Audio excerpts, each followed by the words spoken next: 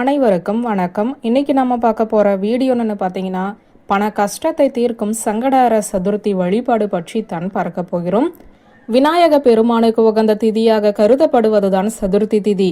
அதிலும் தேய்பிறையில் வரக்கூடிய சதுர்த்தியை தான் நாம் சங்கடஹர சதுர்த்தி என்று கூறுகிறோம். அன்றைய தினத்தில் விரதம் இருந்து வழிபாடு செய்பவர்களுக்கு அவர்களுடைய வாழ்க்கையில் இருக்கக்கூடிய சங்கடங்கள் அனைத்தும் தீரும் என கூறப்படுகிறது. அதனால் பலரும் இந்த வழிபாட்டை தொடர்ச்சியாக மேற்கொண்டு வருகிறார்கள். அப்படிப்பட்ட சங்கடஹர சதுர்த்தி என்பது பங்குனி மாதத்தின் 3ஆம் நாள் மார்ச் மாதத்தின் 17ஆம் நாள் மாலை 6:38 மணிக்கு தொடங்கி மறுநாள் அதாவது செவ்வாய்க்கிழமை மார்ச் மாதம் 18ஆம் தேதி இரவு 8:03 வரை இருக்கிறது. முழுமையாக விரதம் இருந்து வழிபாடு செய்ய வேண்டும் என நினைப்பவர்கள் செவ்வாய்க்கிழமை விரதம் இருந்து வழிபாடு செய்யலாம். விரதம் இருந்து சந்திர தரிசனம் செய்ய வேண்டும் என நினைப்பவர்கள் திங்கட்கிழமை சந்திர தரிசனம் செய்ய வேண்டும். இவ்வளவு சிறப்பு வாய்ந்த இந்த நாளில் விநாயக பெருமானை எந்த முறையில் வழிபட்டால் நம்முடைய பணம் தொடர்பான கஷ்டங்கள் அனைத்தும் தீரும் என்றுதான் இந்த வீடியோவில் நாம் பார்க்க போகிறோம்.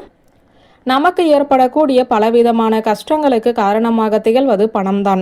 இந்த பணம் நம்முடைய தேவைக்கு ஏற்றாற் போல இல்லாததால் நாம் கஷ்டப்படுகிறோம்.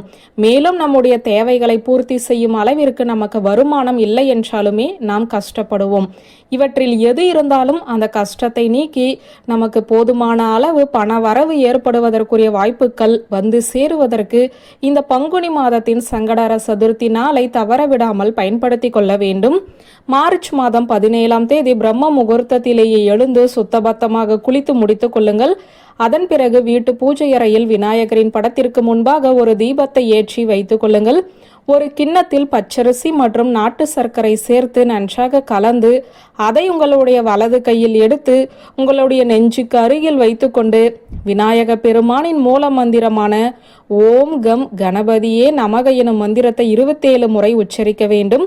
பிறகு அந்த பச்சரிசியை அருகில் இருக்கக்கூடிய எறும்பு புற்றில் போட வேண்டும். அருகில் எறும்பு புற்று இல்லை என்பவர்கள் அரச மரத்தடிக்கு சென்று போட்டுவிடலாம். இப்படி செய்துவிட்டு அன்றைய தினத்தில் காலையிலும் மதிய நேரத்திலும் எந்தவித உணவும் எடுக்காமல் விநாயக பெருமானின் மூல மந்திரத்தை மட்டுமே உச்சரிக்க வேண்டும். மாலை 6:30 மணிக்கு மேல் வீட்டில் விநாயக பெருமானின் சிலைக்கு அபிஷேகம் செய்து வழிபாடு செய்பவர்கள் அந்த அபிஷேகம் அனைத்தையும் செய்து முடித்த பிறகு விநாயக பெருமானின் மூல மந்திரத்தை 27 முறை கூற வேண்டும். பிறகு விநாயகர் அகவலை முழுமையாக பாராயணம் செய்ய வேண்டும். கடைசியாக ஓம் சக்தி கணபதியே சரணம், ஓம் சக்தி கணபதியே போற்றி, ஓம் சக்தி கணபதியே போற்றி என்ற மந்திரத்தை 3 முறை கூற வேண்டும். இப்படி கூறி முடித்த பிறகு உங்களுடைய விரதத்தை நீங்கள் பூர்த்தி செய்து கொள்ளலாம். இரவு படுக்கச் செல்வதற்கு முன்பாக ஒரு பச்சை நிற பேனாவை எடுத்து உங்களுடைய இடது உள்ளங்கையில் 2639 எனும் எண்ணை எழுத வேண்டும். பிறகு விநாயக பெருமானை முழு மனதோடு நினைத்து கொண்டு படுத்து உறங்கச் செல்ல வேண்டும்.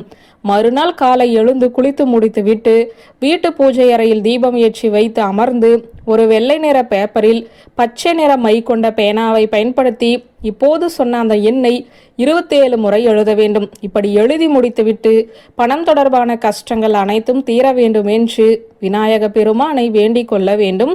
யார் ஒருவர் இந்த வழிமுறைகளை பின்பற்றி விநாயக பெருமானை வழிபாடு செய்கிறார்களோ அவர்களுக்கு இருக்கக்கூடிய பண கஷ்டங்கள் அனைத்தும் நீங்கும். திடீர் பணவரவு உண்டாகும்.